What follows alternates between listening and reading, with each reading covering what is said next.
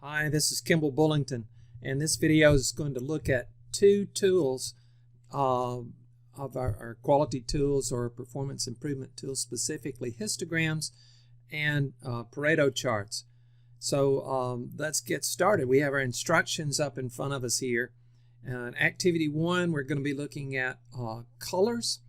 And activity 2, we're going to be looking at length of M&Ms. And there's a hint here on how to format that so it'll look right. And then finally in activity 3, we'll be looking at how to construct a Pareto chart, even though I have to say this is not the best example of how you use a Pareto chart. And a Pareto is a very useful tool. And then activities 4 and 5, some conclusion. There's a separate tab on your spreadsheet. So let's pull over our spreadsheet and take a look at it. So here's our spreadsheet, and our first task is a histogram of colors. And the very first thing I'm going to do is cheat.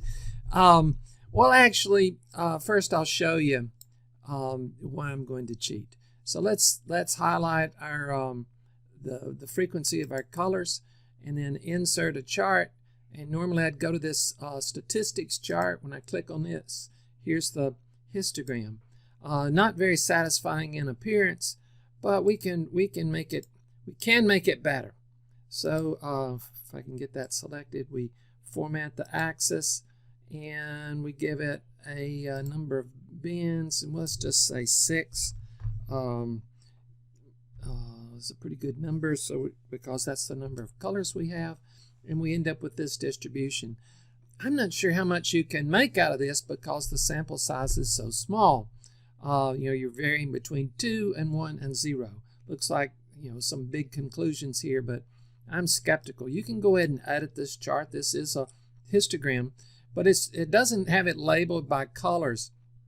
And there's a way to get here quicker and to actually label it by the different colors rather than by the frequency of the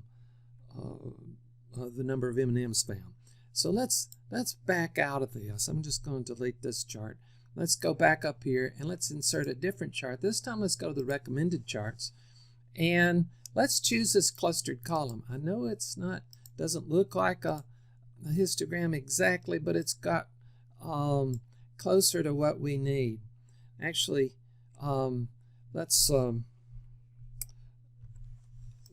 back and highlight the colors too, and do that. So insert recommended charts, clustered column, and now, wow, we already have a chart with the labels that we need.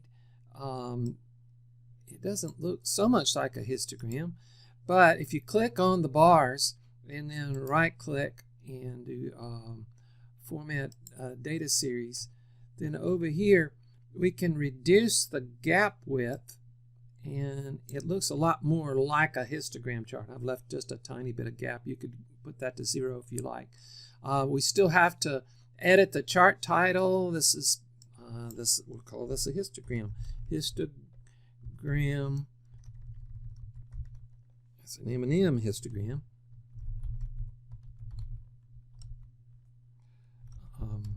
Colors.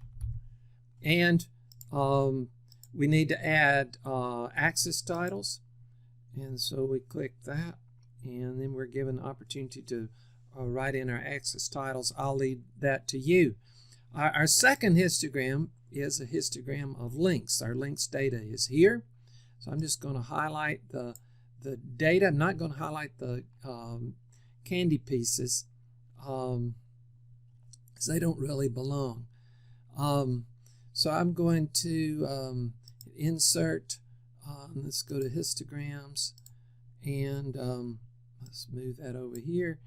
And again, not very satisfying. We're going to change, according to the hint that you were given, we're going to change the number of bins, in this case to 6. It's not a magic number. It just works with the data that we've got. And we have a histogram. Not the most satisfying histogram in terms of the way the numbers are labeled, but it works. and then we can add axis titles, and we begin editing all of these. And so we're on our way. Of course, you want to adjust the size of it to sort of fill out the box that you have to put it in, and so on. So the final chart type is a Pareto, and it's a Pareto of the colors. And we're gonna highlight the labels and the numbers up here. We're gonna go Insert, and we'll try recommended charts. I don't expect it to recognize a Pareto, and it doesn't. So we have to go in, and we'll go to this statistic chart. When we click on it, that's a Pareto. A Pareto is a decreasing frequency histogram with a cumulative percent line plotted. And so that's what we have. And so you have everything you need after you add in again your axis titles and edit those, and you're well on your way. Now the second part of the problem is to answer activity 4 and 5. You have percentage of total.